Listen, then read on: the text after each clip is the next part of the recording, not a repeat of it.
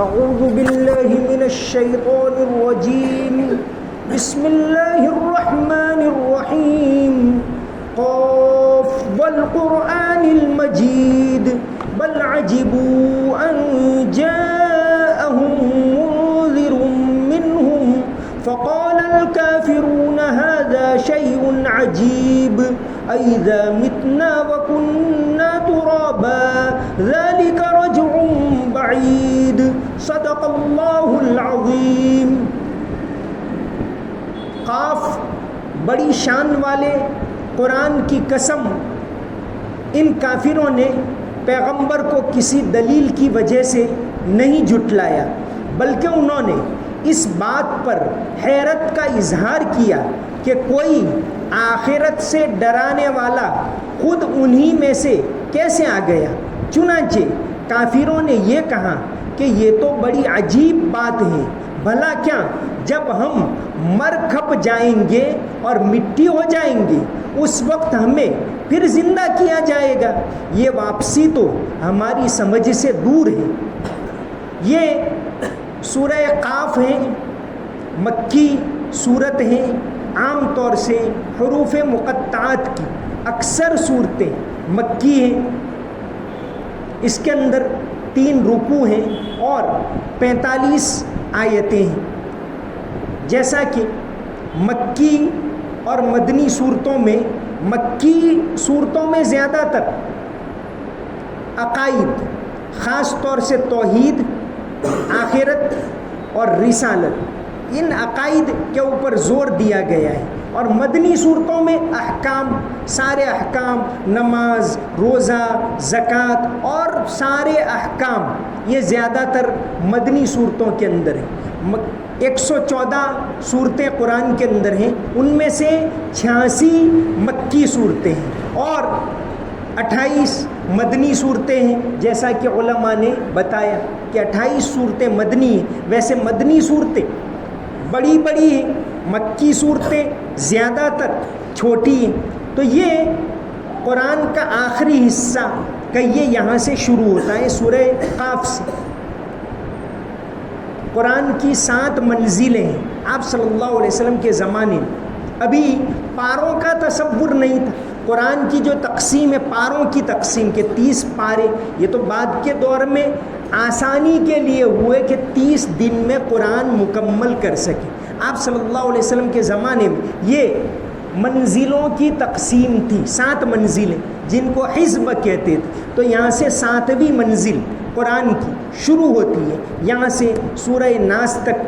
تو کل 7 منزلیں آپ صلی اللہ علیہ وسلم کے زمانے میں صحابہ کرام نے یہ 7 حصے اس لیے کیے تھے تاکہ قرآن کو 7 دن میں مکمل کر سکے. بہت سے صحابہ کرام کا معمول تھا کہ وہ 7 دن میں پورا قرآن پڑھتے تھے. تو یہ 7 منزلیں قرآن کی ایک تقسیم. اگر سورہ فاتحہ اس کو قرآن کا مقدمہ شمار کریں، سورہ فاتحہ یہ تو قرآن کا خلاصہ ہے، اس کو چھوڑ دیں تو پھر پہلی منزل میں 3 صورتیں، سورہ بقرہ، سورہ آل عمران اور سورہ نساء. پہلی منزل میں 3 صورتیں، دوسری منزل میں 5 صورتیں ہیں، سورہ مائدہ سے سورہ توبہ تک. تیسری منزل میں 7 صورتیں، سورہ یونس سے سورہ نحل تک. پہلی میں 3 ہیں اگر سورہ فاتحہ کو الگ کر دیں، دوسری منزل میں 5 ہیں، تیسری میں 7 ہیں، چوتھی میں 9 ہیں سورہ بنی اسرائیل سے سورہ فرقان تک، 5ویں میں 11 ہیں سورہ شعراء سے سورہ یاسین تک، اور 6ٹھی منزلیں سورہ صافات سے سورہ حجرات تک 13.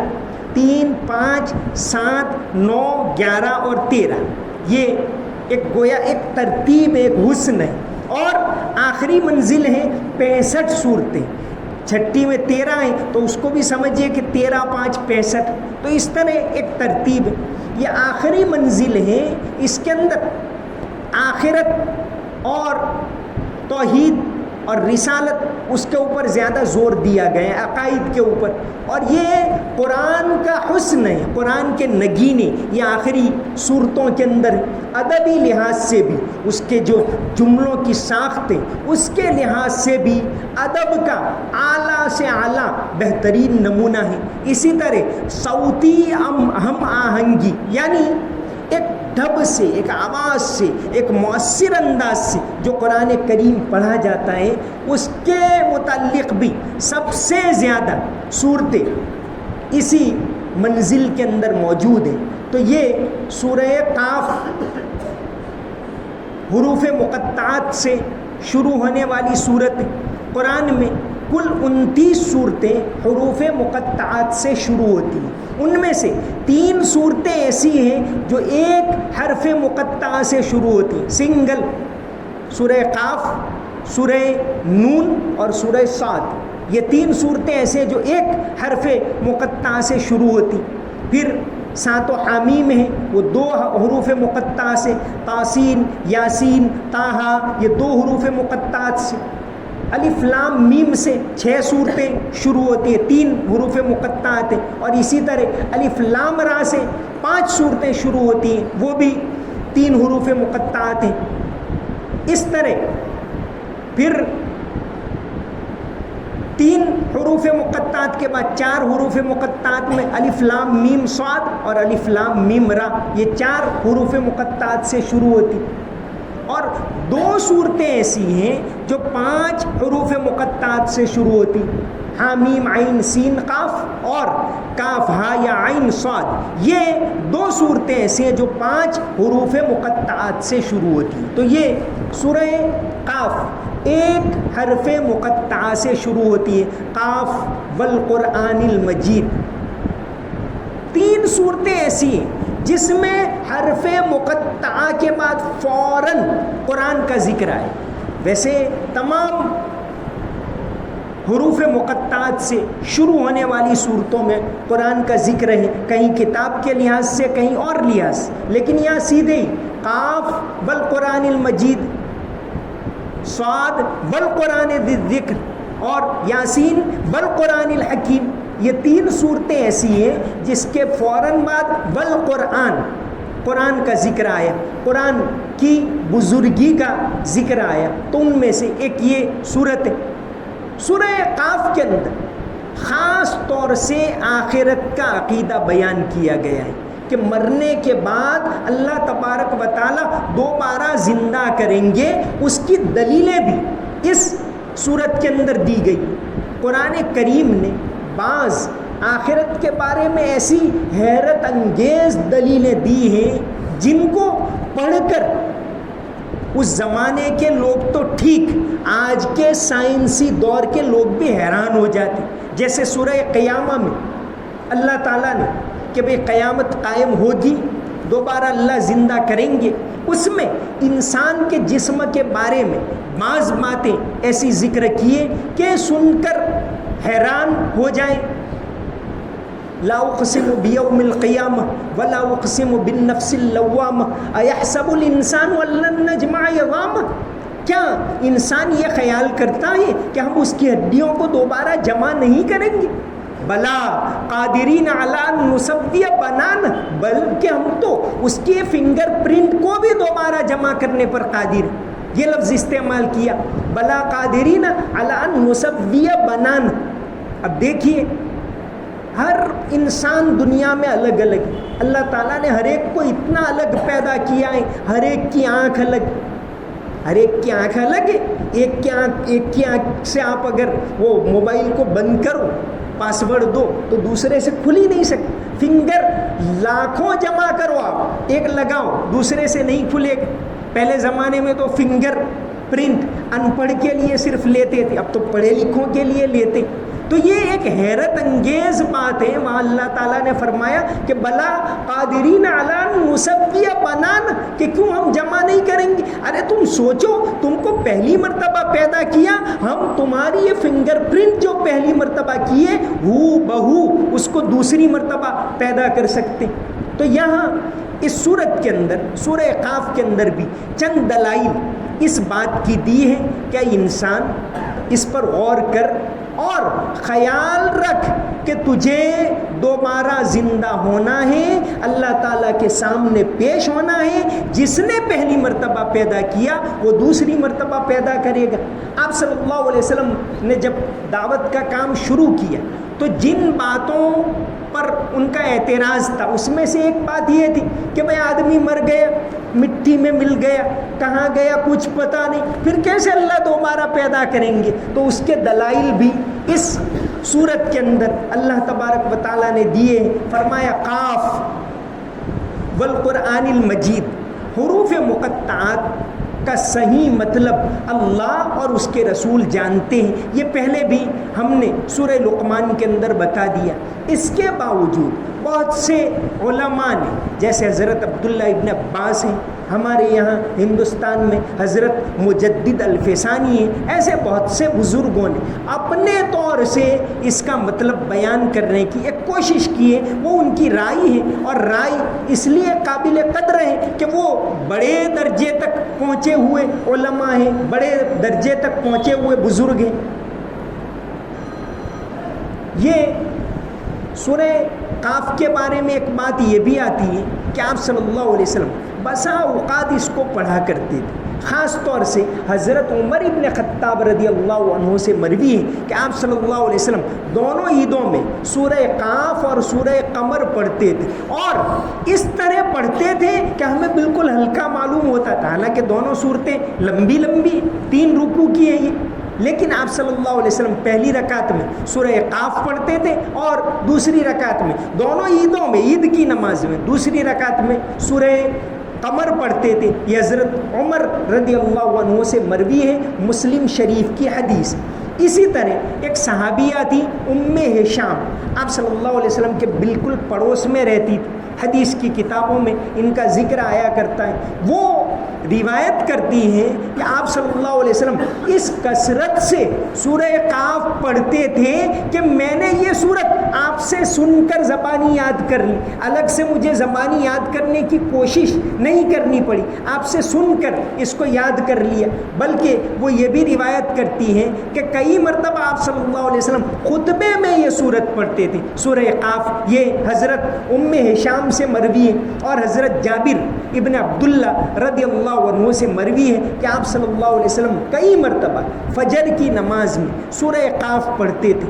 اس کی جو صوتی طرز ہے سورہ قاف کا، وہ بڑا اثر کرنے والا ہے۔ اس کو جب پڑھتے ہیں قاری اچھے پڑھنے والے ہوتے ہیں تو دل پر اثر کرتی ہے، اور اگر معانی کو جانتا ہو آدمی تو پھر تو نور علی نور۔ تو یہ قاف سے شروع ہوتی ہے۔ فقی ابو اللیث جو ایک حنفی فقی 4 صدی ہجری کے گزرے ہیں، ان کی رائے یہ ہے کہ قاف سے مراد ہے کہ قائم بالقسط، اللہ تعالیٰ انصاف کو قائم کرنے والا ہے۔ اس کا شارٹ فارم ہے قاف۔ قاف کا مطلب ہے قائم بالقسط، انصاف کو قائم کرنے والا۔ اور علامہ قرطبی فرماتے ہیں کہ قاف سے مراد قادر، قدرت رکھنے والا۔ یہ علماء نے اپنی اپنی رائے پیش کی۔ بہرحال یہ حرف مقطعہ ہیں، اس کا صحیح مطلب اللہ تعالیٰ جانتے ہیں۔ قاف والقرآن المجید، جیسا کہ بتایا کہ 3 صورتیں ایسی ہیں حروف مقطعات والی، اس میں فوراً آیا والقرآن، یاسین والقرآن، صاد والقرآن، اور یہاں آیا قاف والقرآن المجید۔ مجید کے معنی بزرگی والا، بڑائی والا، عظمت والا، شان والا۔ اللہ تبارک و تعالیٰ کے ناموں میں سے مجید، اور قرآن میں 4 جگہ یہ مجید کا لفظ آیا۔ 2 جگہ تو اللہ کے لیے اور 2 جگہ قرآن کے لیے۔ ایک تو سورہ ہود کے اندر آیا انہو حمید مجید، اللہ تعالیٰ کے لیے آیا کہ وہ قابل ستائش، تعریف کے قابل بھی ہیں، اور مجید بڑی شان والا ہے۔ اور دوسری جگہ سورہ بروج کے اندر آیا ذو العرش المجید، اللہ کے لیے۔ اور 2 جگہ قرآن کے لیے مجید کا لفظ ہے۔ ایک تو یہاں قاف والقرآن المجید کہ بزرگی والے، بڑائی والے، شان والے قرآن کی قسم۔ اور دوسری جگہ وہی سورہ بروج کے اندر آیا بل ہوا قرآن مجید فی لوح محفوظ. تو مجید اللہ تعالیٰ کی صفت، اور یہ صفت اللہ تعالیٰ کی، یہ صفت اللہ کا یہ نام ہے. علماء لکھتے ہیں کہ اس کے ساتھ قبولیت جڑی ہوئی، اس لیے نماز میں ہم جو پڑھتے ہیں درود ابراہیم، اس میں دونوں میں 2 مرتبہ آتا ہے حمید مجید، اللہم صلی علی محمد اور اللہم بارک علی محمد. اس کے اندر قرآن میں بھی حضرت ابراہیم علیہ السلام کا واقعہ آیا ہے سورہ ہود میں، وہاں اللہ کی یہ صفت آئی ہے انہ حمید مجید، اور یہاں درود ابراہیم میں بھی اللہ کی یہ صفت ہم پڑھتے ہیں اور پھر اس کے بعد دعا کرتے ہیں. تو بعض علماء یہ لکھتے ہیں کہ اللہ کی اس صفت کے ساتھ قبولیت جڑی ہوئی. تو فرمایا قاف والقرآن المجید، بزرگی والے قرآن کی قسم، بڑائی والے اونچی شان والے قرآن کی قسم. قرآن کریم کی ایک اور بات، قسم. اللہ تعالیٰ نے قسمیں کھائی ہیں قرآن. اب اللہ کو قسمیں کھانے کی کیا ضرورت؟ انسان قسم کھاتا ہے سامنے والے کو یقین دلانے کے لیے کہ میں جو کہہ رہا ہوں وہ صحیح کہہ رہا ہوں، اس کے لیے قسم کھاتے. اللہ تبارک و تعالیٰ نے گواہ بنایا ہے لا اقسم بیوم القیامہ والشمس وضحاها، سورج کی قسم اور اس کی روشنی کی قسم، یعنی سورج گواہ ہے. اللہ تبارک و تعالیٰ نے قرآن مجید میں الگ الگ جگہ قسمیں کھائی ہیں، الگ الگ کائنات کی بہت ساری چیزوں کی. کہیں کلا والقمر، چاند کی قسم، کہیں فرمایا والشمس، سورج کی قسم. تو الگ الگ قسمیں کھائی، گویا اللہ تعالیٰ نے گواہ بنائے کہا یہ سورج کو دیکھو، یہ چاند کو دیکھو، اگر تم دیکھو گے تو تم کو یقین آ جائے گا کہ اس کو بنانے والا جو بات بتا رہا ہے وہ برحق ہے. تو یہاں اللہ تبارک و تعالیٰ نے اپنی بات جو آگے شروع کی، قیامت کے دلائل، دوبارہ پیدا کرنے کے دلائل، اس سے پہلے اللہ تعالیٰ نے قرآن کی قسم کھائی. قاف، بزرگی والے قرآن کی قسم. اس کو بتا کر پھر سورت کے اندر آگے قیامت اور دوبارہ زندہ ہونے کے دلائل اس سورت میں. اسی طرح اس سورت میں موت کا بھی ذکر ہے کہ انسان کو مرنا ہے. وجاءت سکرۃ الموت بالحق ذلك ما كنت منه تحید ونفخ في الصور ذلك یوم الوعید، کہ انسان کی ایک تو اپنی انفرادی قیامت آنے والی ہے، وہ مرنے والا ہے، وہ دنیا میں رہنے والا نہیں، اور پھر ساری کائنات کی قیامت آنے والی ہے. ان دونوں باتوں کو خاص طور سے اس صورت میں ذکر کیا ہے، اور ساتھ ہی ساتھ توحید کی نشانیاں بھی اس صورت کے اندر بیان کی ہیں. وما علینا الا البلاغ المبین. اللهم صل على محمد وعلى ال محمد وبارك وسلم. ربنا آتنا في الدنيا حسنة وفي الآخرة حسنة وقنا عذاب النار. اللهم إنا نسألك العفو والعافية في الدنيا والآخرة. اللهم إنك عفو تحب العفو فاعف عنا. یا اللہ مغفرت کا عشرہ ختم ہونے کے قریب ہے، یا اللہ اس عشرے کے اندر تو لوگوں کی مغفرت کرتا ہے. یا اللہ ہماری مغفرت فرما، ہمارے گناہوں کو معاف فرما، ہماری غلطیوں کو معاف فرما. یا اللہ تیرے کلام کی عظمت ہمارے دلوں کے اندر پیدا فرما، تیرے کلام کی محبت نصیب فرما. کلام پاک کو پڑھنے کی توفیق عطا فرما، اس کو سننے کی توفیق عطا فرما، اس کو سمجھنے کی توفیق عطا فرما، اس کی تلاوت کرنے کی توفیق عطا فرما. یا اللہ کلام پاک کو ہمارے دلوں کے اندر اتار دے، یا اللہ ہمارے معاشرے کے اندر اتار دے. یا اللہ تیری توفیق سے ہم نے روزہ رکھا، تیری توفیق سے ہم تراویح پڑھتے ہیں، تیری توفیق سے ہم کلام پاک کی تفسیر سنتے ہیں، تیری توفیق سے ہم کلام پاک پڑھتے ہیں. یا اللہ قبول فرما، تو ہی قبول کرنے والا ہے. یا اللہ تو ہی قبول فرما. یا اللہ قرآن کی محبت، اس کی عظمت ہم تمام کو نصیب فرما. یا اللہ آخرت کا سچا پکا یقین نصیب فرما. یا اللہ ایک دن مرنا ہے، دنیا کو چھوڑ کر جانا ہے. یا اللہ آخرت کی تیاری کرنے کی توفیق عطا فرما. اللہم صلی علی محمد وعلی ال محمد وبارک وسلم. سمعنا واطعنا غفرانک ربنا والیک المصیر برحمتک یا ارحم الراحمین.